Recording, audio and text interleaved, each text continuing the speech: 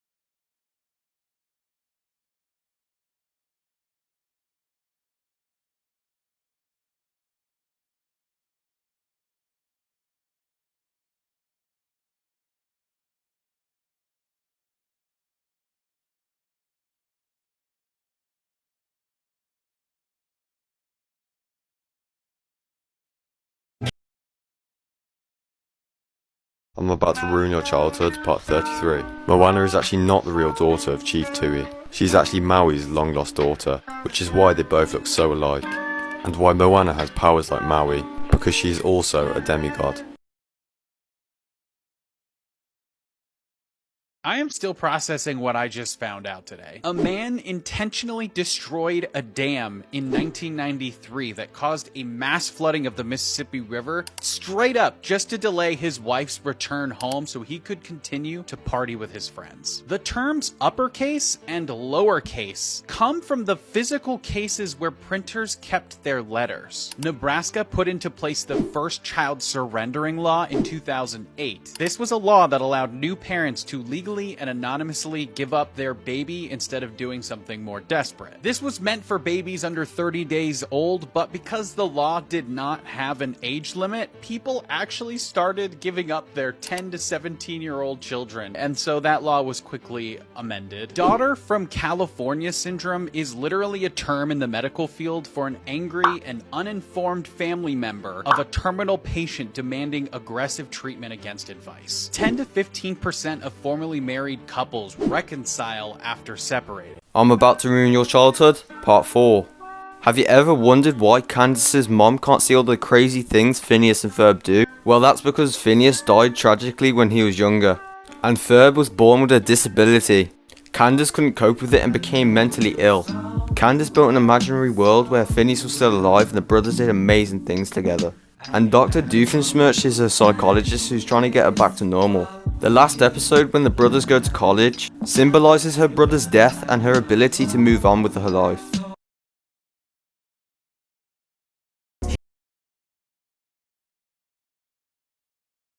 Here are some content creators who have tragically died. Tamisha Ridge, known online as Misha Boo, was a popular fashion influencer who shared her talents with others on her YouTube channel. She would make tutorials of creative ways to make or repurpose clothing for those on a budget, as well as show off the new clothing she would get. In her personal life, Ridge was a mother of 3 and was working to become a fashion designer. She was in an on and off relationship with Demishlo Green, the father to one of her children, for 10 years, but decided to officially call it off and move to Sacramento, California. The Sacramento District Attorney reports state that Green had a history of domestic violence, but on the fateful night of May 14, 2014, he took it a step further. He entered Ridge's home while her and her 3 children slept and shot Ridge in the head with a shotgun. He later turned himself in for a parole violation, and he was charged with the murder of Tamisha Ridge. Green was found guilty on multiple charges in 2018 and was sentenced with 75 years to life in prison, where he will be eligible for parole in the year 2039.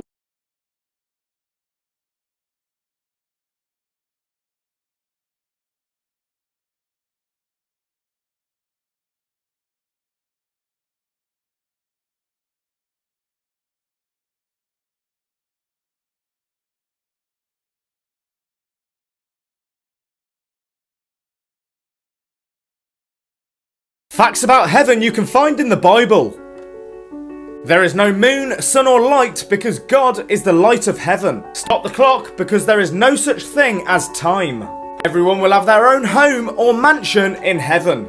And lastly, death shall be no more, neither mourning nor crying nor pain anymore. Make sure you share this message and follow for more. All Muslims, the final major sign of the Day of Judgment is happening right now. Scientists have just discovered a new animal in the Middle East called the dabba. Prophet ﷺ told us that during the end of time, the dabba will rise from that part of the earth. Once this happened, the world will be over. Stand back to Allah now before it's too late. Quit sinning and start praying. Share this everywhere as a reminder and spread awareness.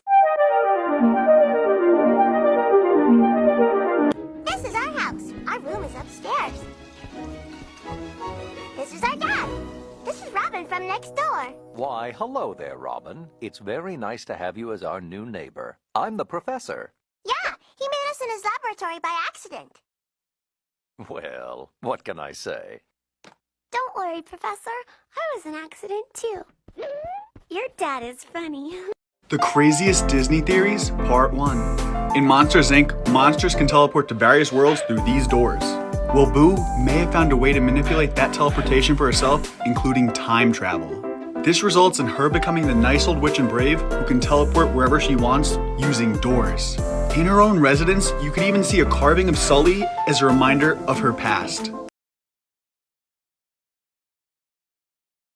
What the fuck is going on in the world right now? This is the end. Israel has just killed 13 people in southern Lebanon, but 300 more Palestinians have died since the ceasefire was agreed. Child is getting raped every single day in Sudan. Why is everyone stop speaking for our ummah? Why have we all forgotten? I am begging you to say amen to the special dua for the ummah. Your dua could be answered. Ya Allah, please protect our ummah. Ya Allah, please grant those who have lost their lives Jannah. Ya Allah, please protect those innocent young children suffering in the world. One night in the winter of 1984, a healthy, middle-aged woman, who we'll call Brenda for this story, was at her home in London reading a book when she suddenly heard a voice in her head. Please don't be afraid. My friend and I, we used to work at the Children's Hospital, and we would like to help you. It was so clear, and it did not sound like any voice she had heard before. Brenda just sat on the couch and didn't do anything and just waited. The voice in her head seemed to pick up on her reaction and said, Brenda, this is not a hallucination. We're real, and we want to help you. She believed she had just lost her mind, and first thing the next morning she went to her doctor's office. The doctor referred her to a psychiatrist. They said, look, I don't really know why you're hearing these voices. There's no clear medical explanation for why. And so Brenda was ultimately diagnosed with something called functional hallucinatory psychosis. The psychiatrist began treating Brenda with an antipsychotic drug as well as with supportive counseling. The voices eventually stopped. She actually went on vacation with her family outside of London just to celebrate the fact that she had not, in fact, lost her mind. But while she was away on holiday, she started hearing the voices again. They told her she had to get back to London as soon as possible because there was something terribly wrong with her. And they gave her a very specific street address that she was supposed to go to seek treatment. And so finally, Brenda convinced her family to end the vacation early, and they headed back to London. Brenda made her husband come with her, and they drove to the street address the voices had given her. They found themselves standing in front of the brain scan unit of a London hospital. The voices in Brenda's head came back, and they told her, "You need to go inside and you need to request a brain scan for 2 reasons. 1, there's a tumor in your brain. And 2, this tumor is causing your brainstem to swell." Brenda was so scared that this information might actually be true, she went right inside the brain scan unit, and then she ultimately told them that, well, there are voices in my head that told me to come over here and get this scan. Now, the doctors at the brain scan facility were not totally like, get out of here, but instead they said, look, this is a very expensive scan. We need a clinical reason to do it. She ends up calling her psychiatrist and she explains the situation. Her psychiatrist says, okay, you know what? I will call over and I will get you an appointment to get a brain scan. And about a month later, Brenda went in, she had the scan done, she had a brain tumor, and her brainstem was swollen. The doctors couldn't believe it because Brenda was showing absolutely no signs. Brenda decided to go with immediate surgery. And after telling her doctors as much, the voices in her head told her that she had made the right decision. A couple of days later, Brenda went in and her surgery was a huge success. The voices spoke to her. They said, "We are pleased to have helped you. Goodbye." After that, Brenda never heard the voices ever again, and she never had any complications from the surgery or from the tumor. Trump is absolutely screwed and looks guilty as hell with these new Epstein email leaks. Let's go through a few of these emails. Here we have a message from 2011 when Jeffrey Epstein emails Ghislaine Maxwell and says, "I want you to realize that the dog that hasn't barked is Trump." And then victim redacted, who we now know is Virginia Giuffre, a known Epstein victim, spent hours at my house with him. He has never once been mentioned. This is interesting to me because this email is from 2011, which would have been sent years after Trump claimed publicly that he, disavowed Epstein and banned him from his club. Then you have this email from author Michael Wolff to Jeffrey Epstein talking about Trump, even suggesting that Jeffrey Epstein could allow Trump to hang himself, that's a quote, and basically says he could allow Trump to lie about never being on Epstein's plane or at his house and allow him to embarrass himself because that information is true. He also claims that Epstein could save Donald Trump with some of the information and generate a debt. That to me screams blackmail. There's also this email from Epstein to Michael Wolff talking about Mar-a-Lago, Trump's club, where Epstein repeats the lie that Donald Trump has repeatedly stated, where he claims that he asked Epstein to resign or banned him from the club, and Epstein refutes that and said he was never even a member. And damningly at the end he says, of course he knew about the girls, as he asked Ghislaine to stop. So that looks really bad. And I want you to notice in that email he says Trump knew about the girls. This is really bad because Trump has claimed in the past that it was finding out that Virginia Giuffre had been recruited by Epstein and Maxwell. That was what led him to kick Epstein out of the club. But here Epstein's saying he knew about the girls, plural. And that's something that I don't get. So if you find out that Epstein and Ghislaine Maxwell are essentially trafficking women, underage women, and the worst thing that you do to the man is ban him from your club, that's your actual official story, you don't actually give a shit about protecting these children. You care more about your own image. I mean, to all the people who defended that action in the past and have come at me constantly in my comments, I don't get it. He did not call the police. People say, oh, he was an FBI informant, blah, blah, blah. No, he wasn't. That is false information. So why would Trump just kick Epstein out of a club and not go to the police or any authorities with this information? Clearly, he knew what was happening, at least to a degree. There are so many disclosures here, though. It is just crazy, and I'm going to keep you guys updated as things keep rolling out. If you want to do a deep dive on Epstein with me, head over to my channel, The Conspiracy Files, or you can listen to my podcast on all streaming platforms.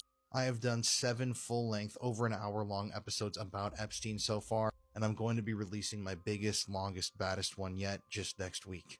Here are some places that you are not allowed to visit. Part 4. In 1974, a group of men digging a well in the Lingtong district of Xi'an stumbled upon the tomb of Qin Shi Huang, the man who unified China in 221 BC.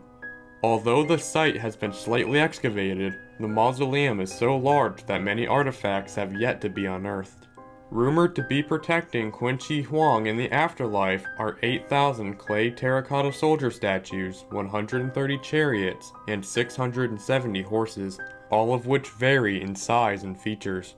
This mausoleum is a World Heritage Site and allows no public visitors, and even the people allowed inside have never been in the actual tomb itself. As of today, the tomb hasn't been fully excavated yet, leaving whatever lies inside an ancient mystery.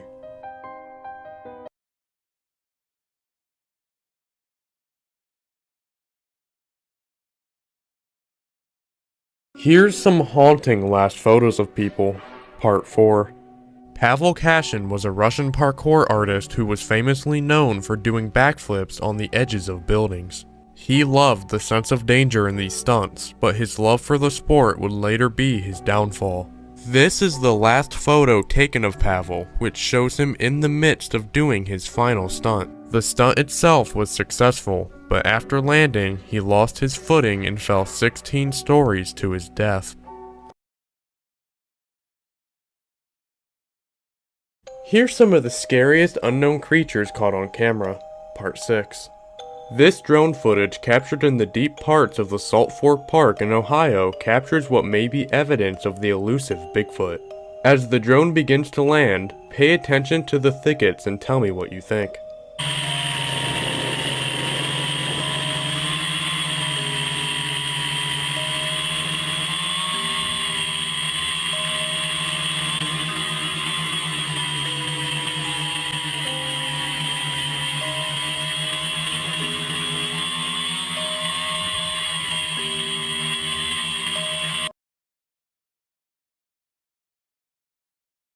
All Muslims stay away from the Black Magic Sijin movie. Sijin is the lowest part of Jahannam hellfire. This movie promotes black magic to help destroy people's lives. This can happen in real life. By doing black magic, you could potentially leave the fold of Islam. Majority of scholars say we should stay away from such things. Share this now and may Allah protect us all.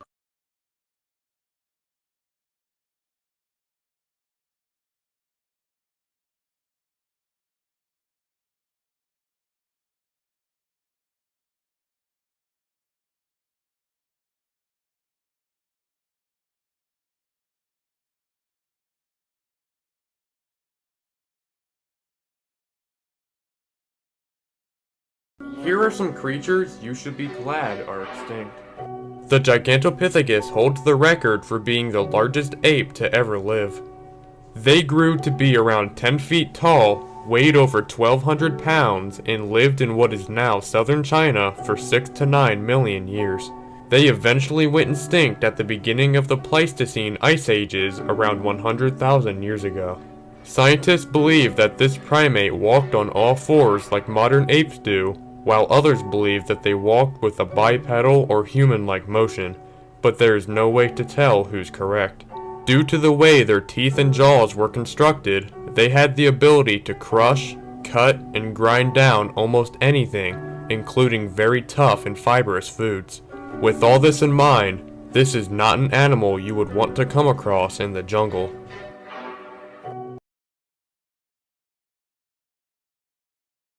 Watch this! Turn to Allah.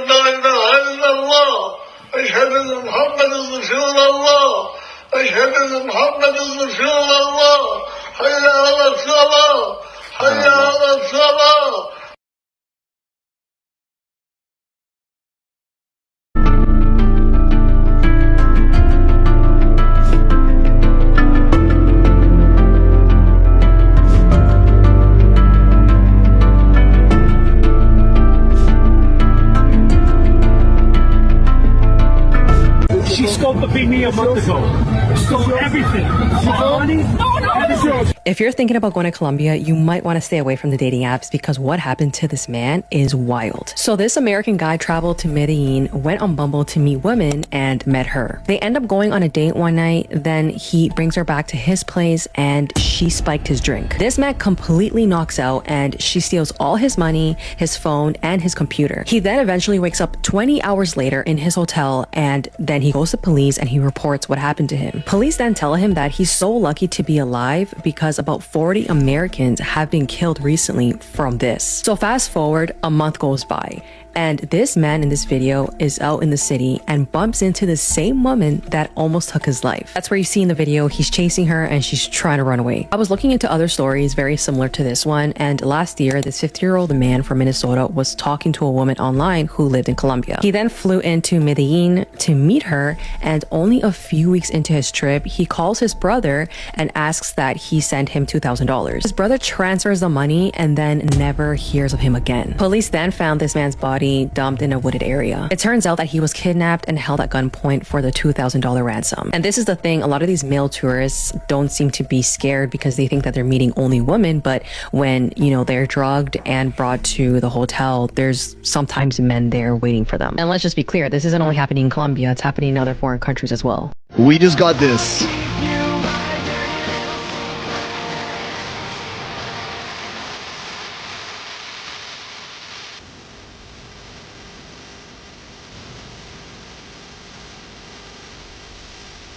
Before GTA 6. So over 20,000 emails related to the Epstein case have been made public, and there are a few in there that are making their rounds. Note that these are not the full official files that everyone's been asking about and waiting on. Those are still nowhere to be found. But out of all of these emails, this is the one that everyone's been talking about. It's an email exchange between Jeffrey Epstein and his brother Mark, and this is how it goes. So we have Mark writing to Jeffrey asking, "How are you doing? A while back you mentioned that you were pre-diabetic. Has anything changed with that? What is your boy Donald up to now?" Jeffrey hits him back with, "All good, Bannon with me," referring to Steve Bannon, a former White House advisor who served in the first few months of President Trump's first administration. And here's the one. Mark then replies with, "Ask him," referring to Bannon, "if Putin has the photos of Trump blowing Bubba."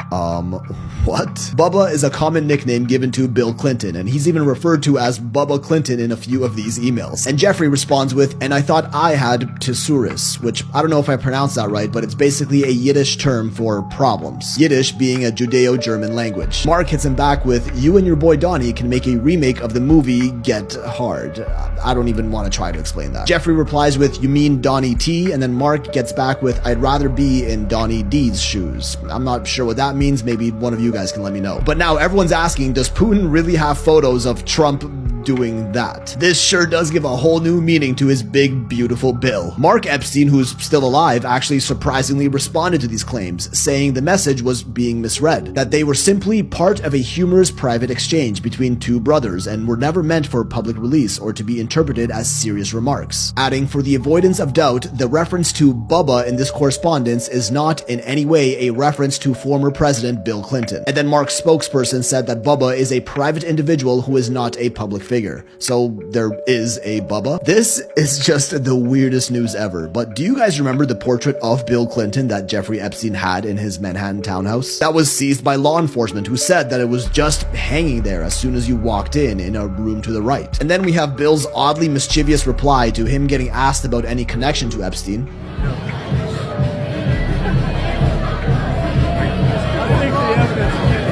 Oh, the evidence is clear, huh? If that face doesn't say, "You got me," I don't know what does. And everyone's just trying to connect the dots and make a whole thing out of this, which is just insane, but is also probably taking away from the severity of the other emails that were leaked. But then the White House official account starts posting stuff like this for apparent damage control just a few days after the emails got released, which honestly makes it look even more sus, and I don't know if this is like a giant publicity stunt for them, but that's what they did. And this is also a real photo taken in June 2000 at Trump Tower in New York of Donald Trump and Bill Clinton. There have been a lot of AI edits of this, but the original photo is real. At the end of the day, maybe these emails really were just a joke, who knows? Referring to only this exchange in particular, specifically that message. There are some very disturbing emails in this leak of 20,000 that are definitely not a joke and should be taken very seriously. And maybe this whole Bubba thing is just a distraction distraction from what's really hidden in those emails. Maybe this message in particular was real and those pics really do exist, or maybe Mark was just joshing around. Like, be honest, we all say stuff a lot worse than this among our friends. Like, how cooked would you be if your group chat got leaked?